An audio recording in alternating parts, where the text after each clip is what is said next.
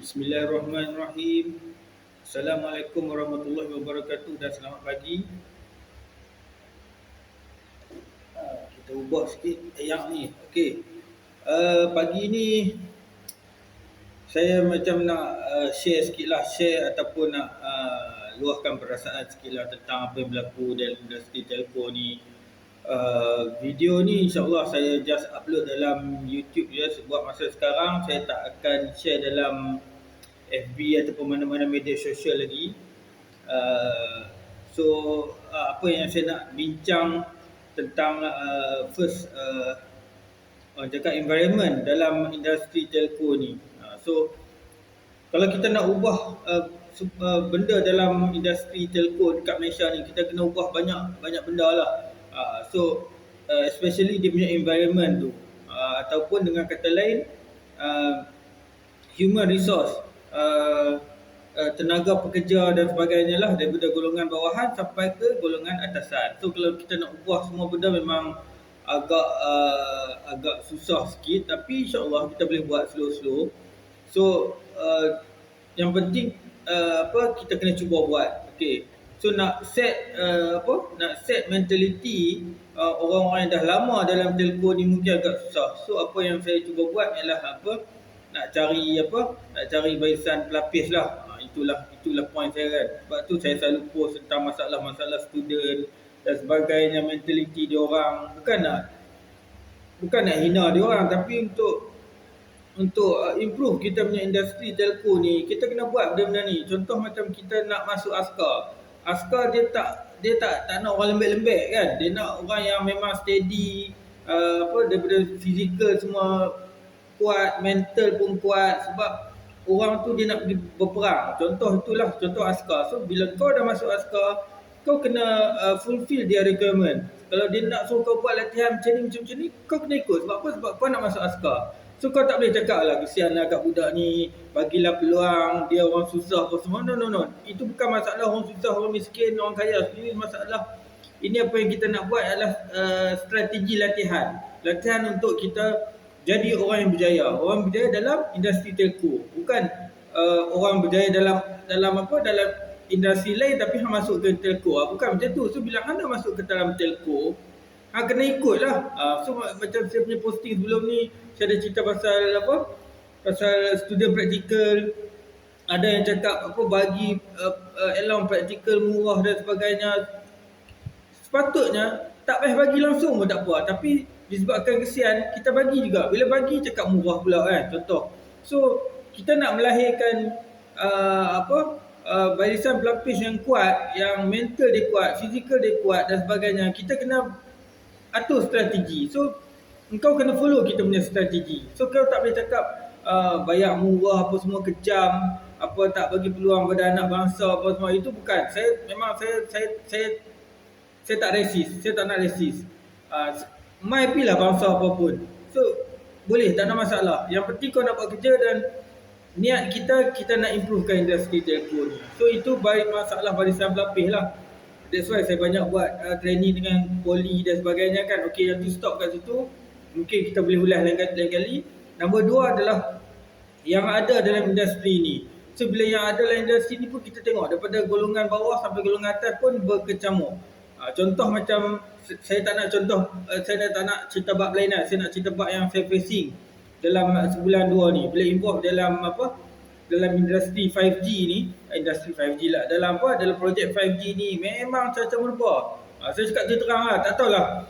Bila saya cakap ke orang, especially geng-geng management, bila kita highlight, kita luahkan perasaan, dia akan bagi alasan, biasalah tu projek baru nak start, memang kelam kabut. Bagi saya itu bukan biasa.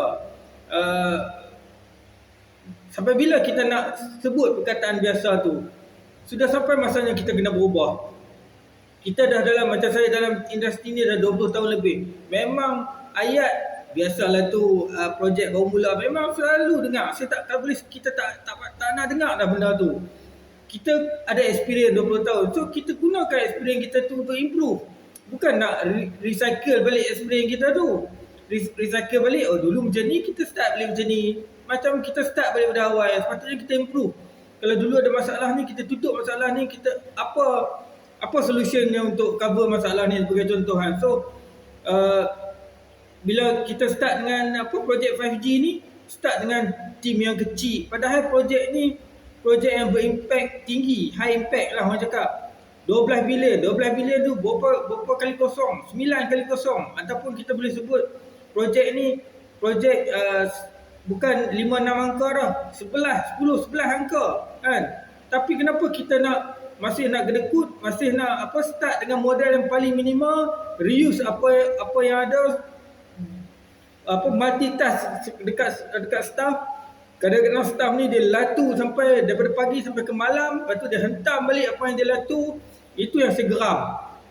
Memang betul-betul saya geram. Tapi macam saya kata tadi, video ni saya letak kat sini dulu, saya letak dekat YouTube dulu. Saya tak nak viral lagi. Nanti insya-Allah satu masa saya akan viral juga.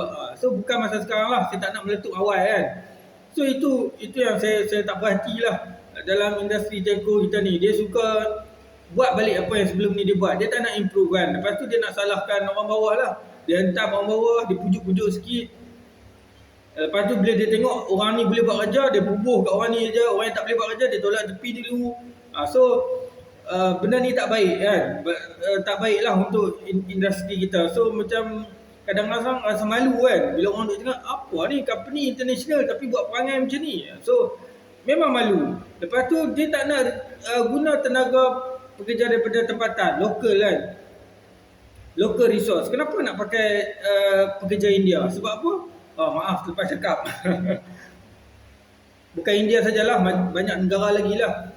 Sebab bila saya involve lah ni, saya kata bukan setakat India. Sebelum ni mungkin kita involve dengan pekerja-pekerja dari India kan. Ini banyak dah start Vietnam, Indonesia, Europe, Australia, semua masuk, semua berhimpun kat sini kan. Dah macam hampa ni semua tak ada kerja kan. Seorang dua tak apa, ini ramai. So mana pergi orang tempatan?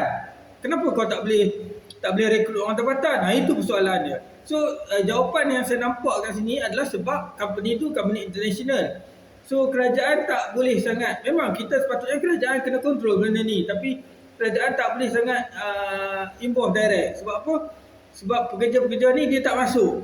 Semua remote buat kerja daripada sana kan. Arah kita buat kerja daripada sana. So bagi saya sudah sampai masanya kerajaan kena atur strategi baru, especially Kementerian Telekomunikasi kena buat, bagi saya lah pendapat saya, kena start create satu company, tak kisahlah anda kerajaan ke siapa ke, anda satu company telco Malaysia sendiri. Contoh pure Malaysia, bukan operator telco kan. Operator telco kita dah ada banyak. Saya nak company telco macam Ericsson, Huawei, ZTE dan sebagainya, Motorola kan, Nokia. Kita ada Malaysia sebenarnya. Bolehlah nama company apa pun, Bunga Raya ke, Buk Mak Ye ke, tak kisahlah. Janji company tu made in Malaysia kan. Macam Proton, mula-mula dulu dia buat macam mana, 80 tahun 80-an. Kita tak ada company yang nak buat kereta buatan Malaysia kan. So kerajaan hasilkan Proton.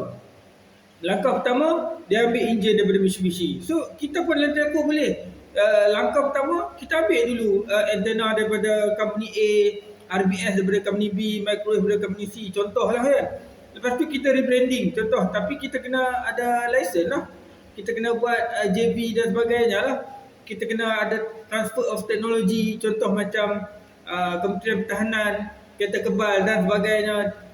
DevTech company Malaysia, dia JV dengan company luar, dia buat masuk barang tu, dia produk dekat Malaysia dengan brand DevTech, bukan brand luar. So boleh, tak ada masalah kan. Nak tak nak, tak tahulah. Saya cakap mungkin senang, mungkin susah, saya tak tahu, Allah malam. Saya just bagi idea kan. Itu yang sepatutnya kita buat. So dari situ kita boleh belajar. Jangan tak belajar pula kan. Transfer teknologi daripada luar, lepas tu solar big apa semua. Bukan macam tu lah. Kita tak nak macam tu. So kita nak bila kita ada satu company daripada Malaysia, kita boleh kontrol benda tu. Tenaga kerja dari Malaysia sebagai contoh. Kita ada training center dan sebagainya. Ni tak ada. Semua nak outsource, semua nak pergi company luar buat. Lepas tu dia hentam orang kita kan. So saya pun tak nak cakap banyak. Itu apa yang saya boleh ulaskan. Dan saya punya plan macam tu lah. So perkara nombor 3 adalah macam mana kita geng-geng telco kita ni nak bersatu. Memang masalah. Sebelum ni kita nampak masalah yang bersatu tu sebab masing-masing ada ada personal interest kan. Kita tak tahu apa dia punya interest, dia nak buat bisnes ke apakah, berarti dia cakap okey kita buat koperasi, okey kita buat ni. Sudahnya masuk duit poket sebenarnya. Allah Alam lah, saya tak tahu macam mana. Masing-masing ada personal. Sebab tu kita tak jalan kan. Bila buat satu-satu koperasi, satu-satu grup dan sebagainya, dah start sembang nak ambil duit dah nak pump duit daripada datuk ni. Tu tak syok lah. So apa yang saya nak buat sekarang ni dan saya telah buat, kita orang buat satu grup kecil dulu. Grup kecil tu saya nak tengok. Saya tak nak buat grup besar, saya tak nak fikir jauh nak koperasi lah nak menyatukan itu. Memang niat asal dia macam tu, tapi saya tak nak fikir itu dulu. Nak tengok dulu nukleus kita ni macam mana. Bila kita sebut nak bersatu, InsyaAllah kalau saya kerja sendiri, sekarang ni saya makan gaji. Kalau saya kerja sendiri nanti, waktu video ni dibuat lah, saya boleh pergi, insyaAllah saya akan pergi lebih jauh. Tapi bila kerja makan gaji ni, dia ada had sikit lah, limited kan. Ada limitation. So, apa yang saya boleh buat, kita create satu company kecil dulu. Bukan company kecil lah, satu group kecil dulu. Lepas tu kita tengok macam mana company, group ni grow. Sebab apa? Sebab bila kita sembang bab persatuan dan sebagainya, kita kena ada duit. Tak bolehlah saya jalan seorang-seorang, lepas tu saya buang masa satu hari untuk orang telco, betul saya nak bagi anak bini saya makan apa kan. Kita kena ada duit. Bukan nak kata duit tu saya ambil, bukan lah. Maksud dia nak buat sesuatu tu kena ada duit. Bila kata ada duit, baru benda tu smooth sikit. Sebab apa? Sebab kalau nak buat, saya bukan boleh buat seorang-seorang. Saya kena suruh orang ni buat, saya kena suruh orang tu buat. Kadang-kadang bila suruh tu yang memerlukan duit. Okey, sekarang ni kita kena buat step A. Bla bla bla, sembang-sembang, step A memerlukan duit. Duit tu nak ambil mana? Takkan nak ambil duit aku kan? Tu.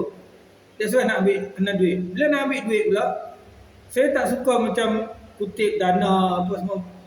Bukan tak suka lah, saya tak berminat ke arah tu kan. Saya tak minat nak collect duit orang, lepas tu buat je. Saya tak. So, apa yang saya buat sekarang, saya set up satu company group kecil. Kita kumpul modal kan. Modal saya letak lah, waktu mula-mula kita set up tahun lepas, modal minimum RM200 je. Maksimum tak ada maksimum. Nak berbuh RM1 pun tak ada masalah kan.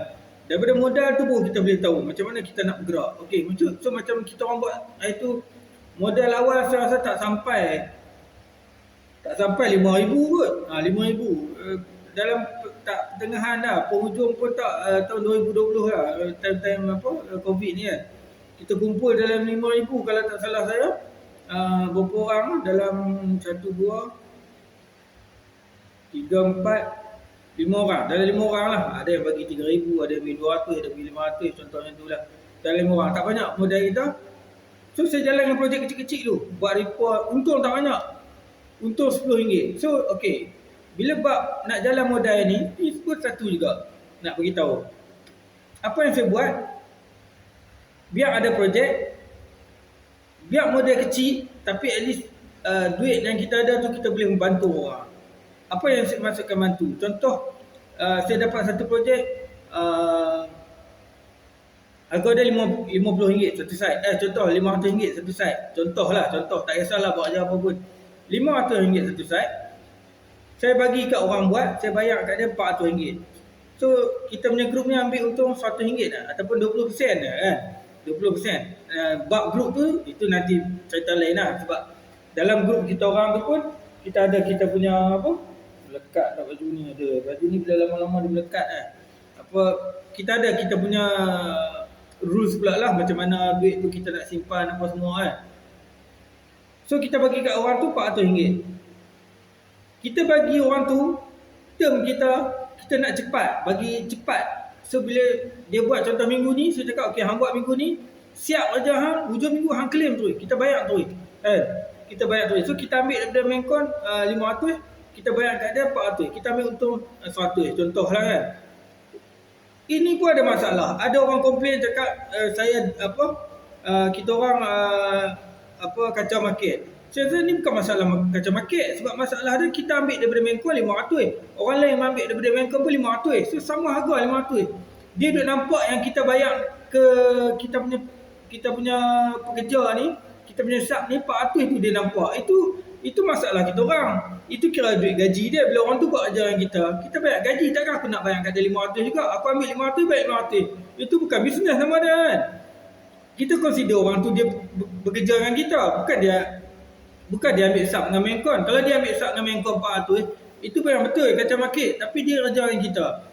Term kita cepat. Hang nak ambil dengan Mencon, boleh, tak ada masalah. 500 tapi lambat. Ada term 30 hari lah, macam-macam. So kita ni ada duit.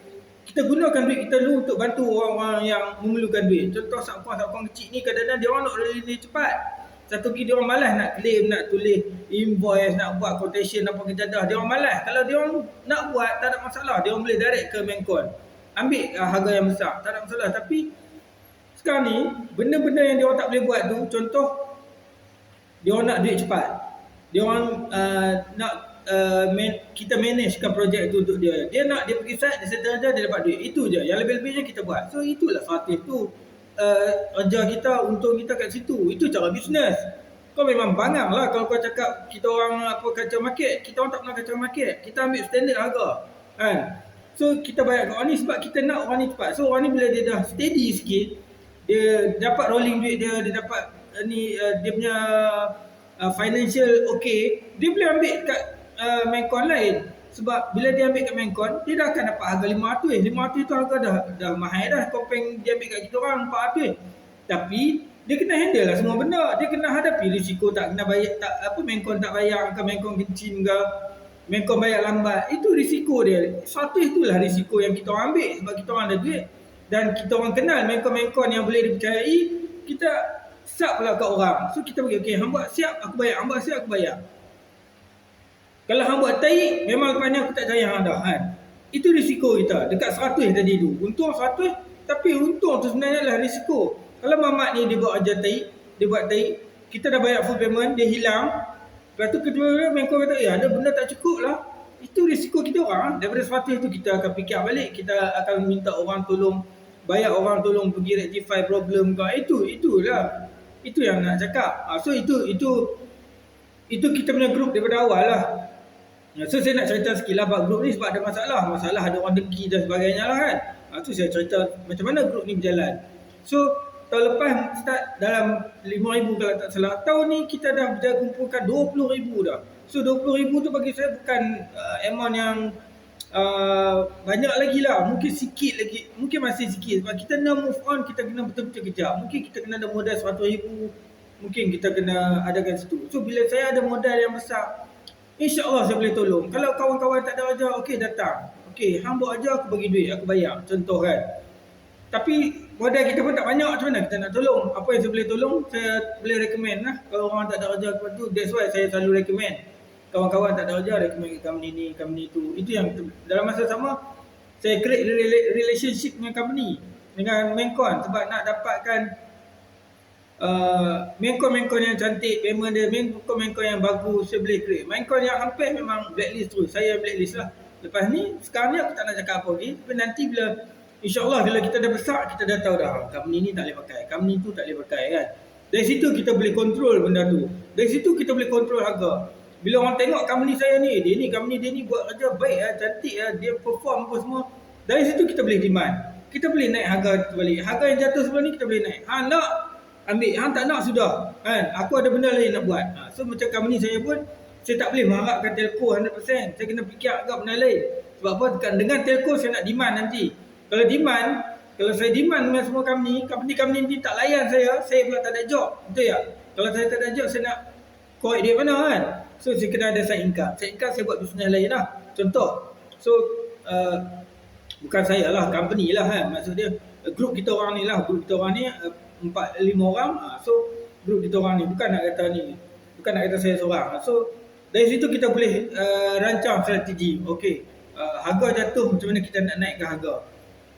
So kita nak naikkan harga, kita kena create satu orang yang ada kualiti. Macam mana kita nak create? Orang tu kena under kita orang, under kita lah. Kita sendiri yang nak create. So kita yang kena dapat nama. Company yang si Mazril buat ni memang, kalau grup yang dia orang buat ni memang orang-orang dia memang kualiti. So dekat situ orang tu boleh demand. Saya dulu pernah buat kerja dengan Mazrul. Seorang tahu kalau buat kerja dengan ni, bukan nak kata saya orang kualiti lah, ni kita cerita masa-masa depan lah. Kita punya plan lah kan. So orang akan lebih percaya. Kita, jenama kita ni kita akan bawa ke mana-mana pun. Sampai ke satu tahap, mungkinlah saya tak nak sembang tahap tertinggi, tapi insya-Allah, kuasa Allah, dia boleh bagi kita pergi setinggi mana pun kita yang kita tak sangka kan. So yang penting kita cuba niat lillahi ta'ala, niat nak tolong orang. So itu yang saya cuba buat sekarang. Macam saya kata tadi, mungkin kita start dengan grup kecil, mungkin kita start dengan very small amount. Kita ambil je kerja-kerja bodoh-bodoh ni, sebab kita nak bagi staff kita ni memang experience daripada bawah. So mungkin tahun depan insya-Allah kita akan naik lagi pada satu step dan sebagainya lah. So bila kita dah ada network, kita dah kukuh, dah stable dan sebagainya, dari situ baru kita boleh fikir, kita boleh rancang, kita boleh tolong orang, especially dalam telco ni. Kalau ada masalah kita boleh duduk bincang dan sebagainya, kita boleh backup, kita boleh cover siapa yang ada masalah, siapa yang tertindas. Kita boleh pergi ke Kementerian Sumber Manusia ke, nak report pada tenaga buruh ke apa buruh, saya pun tak ingat lah, majlis buruh ke apa, Persatuan Buruh apa, pengguna apa, tak kisahlah apa-apa pun kan. So kita boleh report. Macam sekarang ni kita orang kerja sampai ke 16-18 jam, tak tahu nak report siapa. Kalau aku report kan aku kena berhenti, aku tak nak bagi makan anak bini apa. Tapi ada yang dah berani, alhamdulillah, dia berhenti kan, dia berhenti. Saya tahu budak ni dia buat kerja bagus, tapi dia tak suka dengan cara kerja tu, dengan environment kerja 24 jam dan sebagainya, dia tak suka. So dia berhenti. Macam saya dah tua kan. Saya bukan masa saya dah nak buat benda-benda tu. Bagi saya macam, daripada aku pening kepala nak manage company orang, baik aku manage company sendiri. Lagi bagus kan. Pening kepala pun. So belakang ada workshop tu, saya release tension apa semua, saya nak buat kat situ kan. So ayam makan apa ni. So itulah apa yang saya nak kongsi. So macam saya kata tadi, siapa yang nak berminat, saya pun kadang-kadang idea saya ni pun tak banyak. Saya bagi high level punya idea lah, high level. Nak pergi down, nak conference, nak details idea tu, kadang-kadang saya pun tak mampu nak kembangkan idea saya. Mungkin siapa yang ada idea, okey, boleh datang, boleh PM nombor saya ke 0163352083, boleh WhatsApp saya apa semua, kita boleh bincang macam mana kita nak improvekan company industri telco ni. Saya impian saya memang saya nak adakan satu training center yang menghasilkan orang-orang yang berkualiti kan. Bukan just macam IPT sekarang, dia hasilkan budak-budak, lepas tu dia lepas macam tu. Budak tu pun tak tahu apa. Saya tak nak macam tu. Saya nak budak tu ada teori, ada praktikal, dia boleh buat kerja. Itu impian saya lah. Saya nak createkan macam tu. So dalam masa sama juga saya nak industri telco kita ni up balik, improve balik. Lepas tu macam kita boleh jaga kebajikan dan sebagainya lah. So sebab tu orang macam cakap, bila ni nak buat, bukan senang nak buat. Kalau aku seorang yang fikir, memang mampu lah kan. Nak buat kena serius, kena ada komitmen. Komitmen tu kalau kau datang, saya ada komitmen. Apa komitmen kau kan? Satu, duit. Dua, idea. Itu je. Tiga, kerja-kerja volunteer. Contoh kan. Itu je. Duit untuk kita nak jalan. Idea tu untuk kita nak tahu apa yang kita nak buat lepas ni. Dan kerja-kerja volunteer yang ketiga tu, yang dia punya pelaksanaan, implementation kat situ. Kita kena ada modal, kita kena ada proposal, kita kena ada implementation. Macam kita buat dalam telco lah. Kena ada duit, kena pergi survey, buat TSR, buat proposal, lepas tu implement. Itu tiga benda tu yang penting. So kalau hang datang, hang tak ada tiga-tiga benda ni, tak boleh. Ada satu pun tak apa. Saya ni jenis tak hati nak fikir, saya tak hati nak buat apa, tapi saya ada duit. Saya boleh bantu dari segi duit. Okey, bagi duit. Kita akan janakan duit tu. Saya ni bang, saya datang, saya tak ada duit, tapi saya boleh bagi idea. Okey, bagi idea. Kita duduk, kita sembang, apa semua. Macam saya ni. Boleh kata macam tu. So, nombor 3, implement. Bang, saya boleh buat kerja. Saya tak ada duit, saya tak ada idea. Tapi abang nak suruh saya buat apa pun, saya boleh buat. Itu je. Bila ada tiga-tiga ni, insyaAllah kita boleh jalan. So, selamat hari Minggu. Saya pun nak release stress sikit. merapu kan kerja macam ni kan. Tak ada hala tuju kan. Baik aku buat benda yang macam saya pun dah pergi jumpa doktor pun cakap cuba buat benda yang kita suka lah. So kalau kita stres, mungkin kita boleh pergi berkayuh ke, ride ke apa pun, tak kisah, buatlah benda yang kita suka. Tengok TV, bertukang, buat, bagi release tension. Lepas tu dalam masa sama kita, sebenarnya saya cakap ni saya nak terapi diri saya juga. Nak bagi saya ni release tension. Lepas tu saya cakap dalam masa tu saya nak tenangkan diri saya. So dalam masa sama kita move on, kita pergi je, kita facing je. Masalah saya kau nak buat apa dengan aku pun buatlah, aku tak nak fikir apa pun. Sebab aku ada strategi aku pun ada komitmen. Aku tak boleh main rodong macam tu kan. Aku kena ada strategi juga. So strategi saya lah. Yang penting kita ada strategi kita. Kita kalau boleh jangan duk pasrah sangat lah kan. Kita kena tawakal dan dalam masa bersama kita usaha untuk kebaikan lah. Tawakal pun untuk kebaikan. Sekian, wabillahi taufiq wa hidayah. Wassalamualaikum warahmatullahi wabarakatuh.